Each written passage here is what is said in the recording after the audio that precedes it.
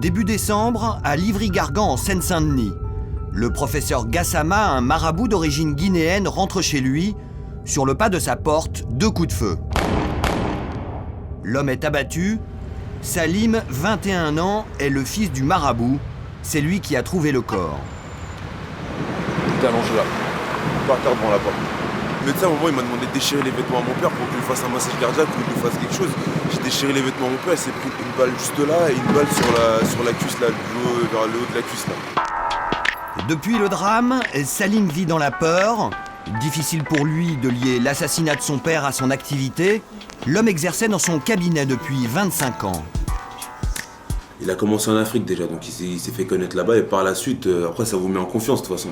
Par la suite, il a essayé de transmettre un petit peu son savoir-faire ici. Il était toujours là, qui expliquait aux gens, les trucs, moi j'ai envie de mourir, et non, ne fais pas ça, comme ça, comme ça.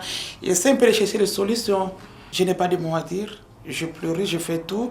Là, je n'arrive même plus à pleurer, je cherche les réponses. Règlement de compte entre concurrents, vengeance d'un client, impossible de savoir. La mort du professeur Gassama garde ses mystères. Et son assassinat n'est pas un cas isolé. Il y a 3 ans, la star des marabouts, El Hadj Mamba, était exécuté dans son cabinet parisien. À l'époque, sa publicité passait même à la radio. Si vous voulez que tout marche bien dans votre vie privée, dans vos affaires et dans votre commerce, pour réussir votre vie, appelez dès maintenant le professeur Mamba ou allez le voir, métro, porte de Clichy. Meurtre, mais aussi escroquerie, viol ou blanchiment d'argent. Au pays des marabouts, l'exotisme côtoie parfois le sordide. À Paris, il serait près de 500 à exercer, surtout ici dans le 18e arrondissement. Rendez-vous chez l'un des marabouts les plus en vue du quartier, la caméra cachée tourne. C'est bien là qu'il est, le professeur. Oui, c'est là. C'est là? Oui. Dale. Vous le connaissez bien? Mon mari. Ah, c'est votre mari. J'attendais la salle de prier. Merci. Notre prétexte, des problèmes conjugaux.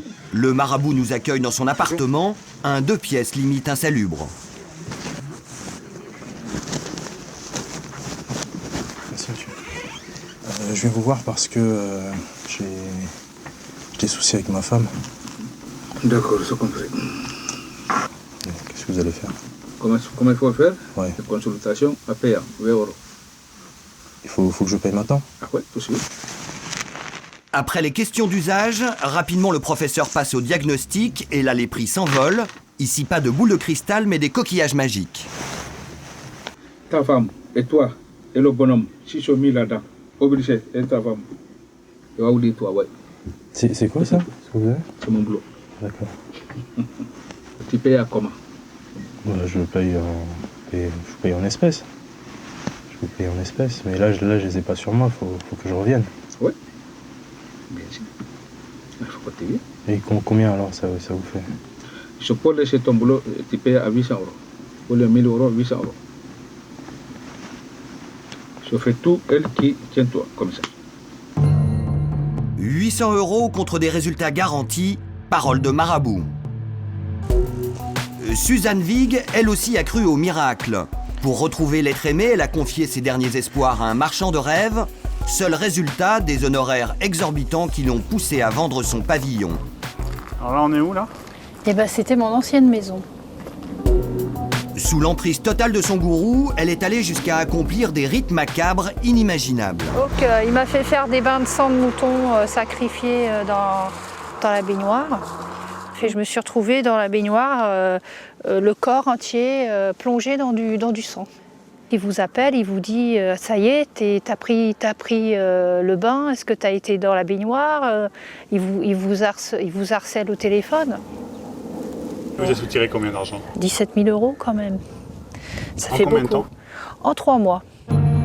Malgré tout, Suzanne a fini par se libérer de l'emprise du marabout et après l'avoir menacé d'un procès, a récupéré sa mise. Depuis 20 ans, Youssef Sissaoui et son association conseillent les victimes d'escroquerie et poursuivent les marabouts en justice. Chaque jour, il reçoit des appels de toute la France. Ça, c'est une mère de famille qui a été escroquée de 40 000 € par un marabout. Nous avons également un monsieur qui a été escroqué de 23 000 € à Rennes. Il y a une autre qui a été escroquée de 60 000 €. Elle est actuellement dans une situation de désespoir. Le record, 320 000 € escroqués en quelques mois. Ils s'associent à 3, 4 ou 5, ils escroquent un individu, ils lui prennent le maximum d'argent et puis ils disparaissent. Il y a aussi des marabouts qui sont manipulés par des affairistes notoires qui payent pour eux la publicité, qui leur donnent un logement ou leur promettent certains papiers pour être régularisés. Donc ils sont prêts à n'importe quoi, à n'importe quel sacrifice, justement pour rester sur place et essayer de gagner leur vie. À cause de l'absence totale de réglementation, n'importe qui peut faire n'importe quoi et n'importe qui peut se dire marabout.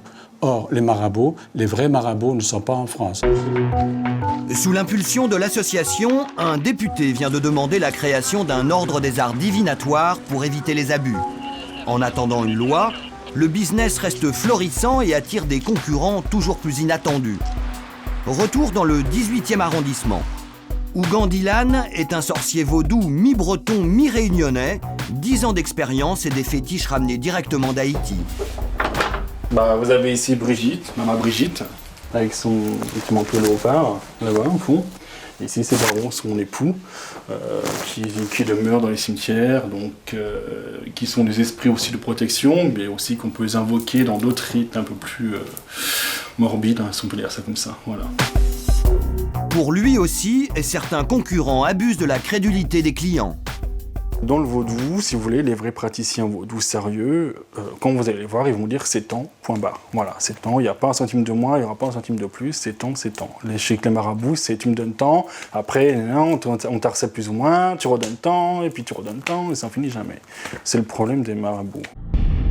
Un mois après le meurtre du professeur Gassama, aucun suspect n'a été arrêté et on ne connaît toujours pas les mobiles du crime. Seule certitude, ces dernières années, la profession de marabout est devenue un métier à risque.